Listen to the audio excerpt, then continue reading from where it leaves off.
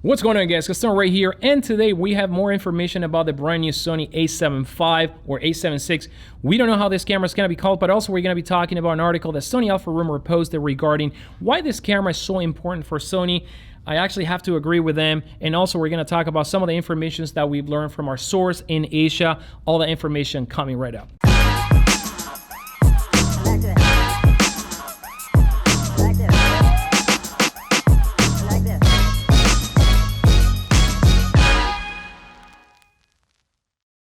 Welcome back to the channel, guys. Gaston right here, and if you're new to this place, I do gear reviews, tutorials, and behind the scenes. So if you enjoy this type of content, consider subscribing to the channel. Also enable notifications for more videos like this one.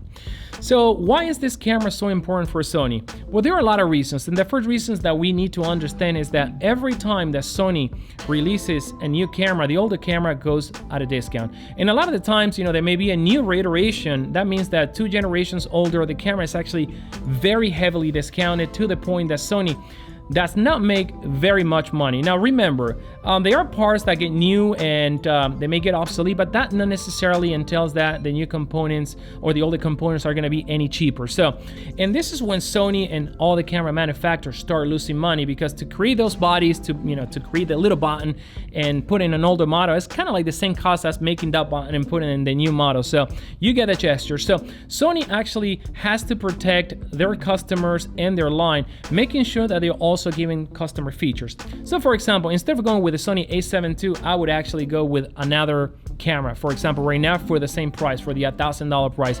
And this is exactly what Sony doesn't want. Sony doesn't want you to go to another brand because the features that you're looking for are pretty much outdated in that affordable camera. So what they're gonna do is they're gonna release the Sony A5, or maybe they're gonna call it Sony A6, and this camera is going to be a camera that is gonna have a lot of those features stripped out, but still giving you a lot of technology for 2020, 2021, and the upcoming year. So we're gonna be talking about some of the features that we already know that this camera is going to have, and I have a list right here. So the very first thing is that this camera is going to be announced around mid-September, and it also coincides knowing that Canon may be releasing once again around mid-September. We're gonna hear about some new products. Now this camera is gonna have similar specs as the Sony A7 III, and we are thinking that they're gonna try to reutilize a lot of the components such as sensors, probably some of the buttons, but at the same time we know that this camera is gonna have a different body. It's not gonna be the standard full frame bodies that we're used to. They're gonna be using a body much more like the A6600,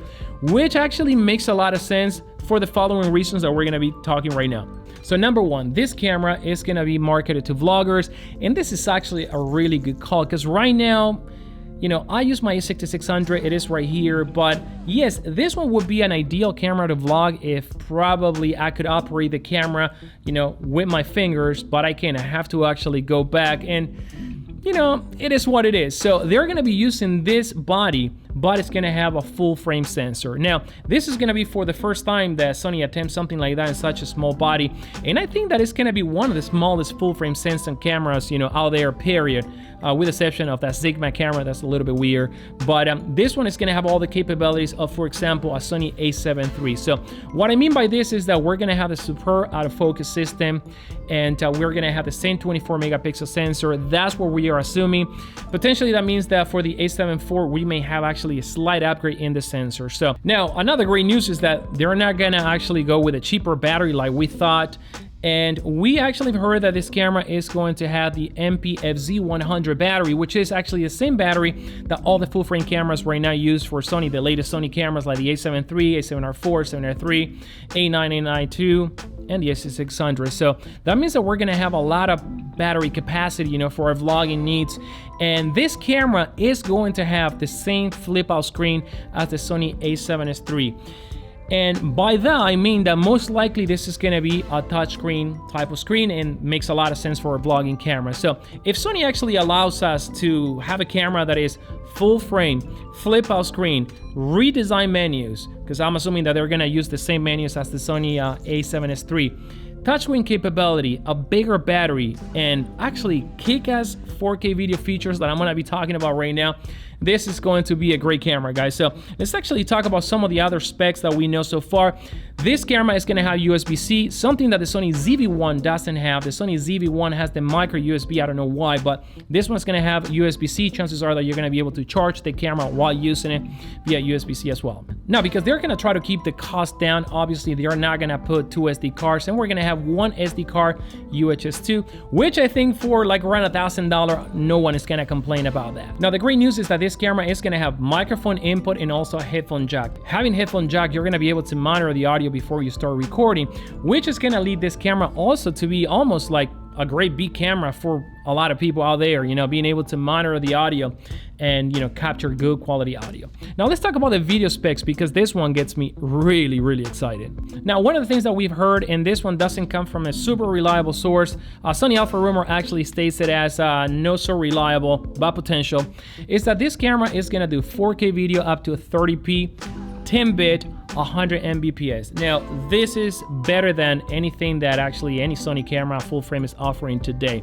Well, aside from the A7 III that I don't think is already out. But yes, we're gonna have 4K video up to 30p, 10-bit. Chances are we're gonna have 120 frames per second in full HD.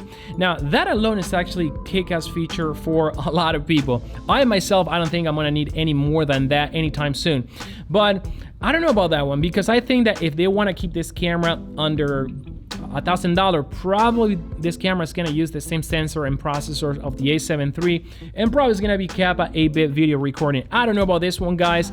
Let me know what your gut tells you. Drop your comments down below. Now, it's also said that this camera may have 4K up to 60p, but it's going to be in crop mode. Again, we don't find this source very reliable, and we don't think that the camera is even going to have 60p in 4K. So again, what do you guys think? You know, let me know in the comments down below. Now, our source is telling us that this camera is going to have IBIS, and we also hear that from many other sites, but they cannot confirm this at 100%. And I think that the rumor is right and our source is right, because this camera needs to have image stabilization of a good kind to actually be a worth vlogging camera. And remember, Sony's gonna go for the vlogging market with this camera, and the ZV-1 has terrible image stabilization, and I think that if Sony can actually manage to do something better than what they have in the other cameras, because any IBIS from the full frame is terrible. Now, we've seen some improvement in the Sony A7 III. Maybe some of that technology is gonna make it to the Sony A5 A6. We would have to wait and see, but this is gonna be very, very needy. Now, the other thing that we know is that this camera may do 5 frames per second in burst, but again, not a lot of people are gonna care about that, especially those that are gonna be getting this camera for vlogging. So this is pretty much what we know, guys, and we're gonna continue to report this. We are promised more information next week from our source in Asia, so we're gonna be here letting you know what we know. But always, subscribe to this channel for more content like this one, and if you had enjoyed this content, hit the like button, don't forget to enable notifications, and I'll see you again in another video.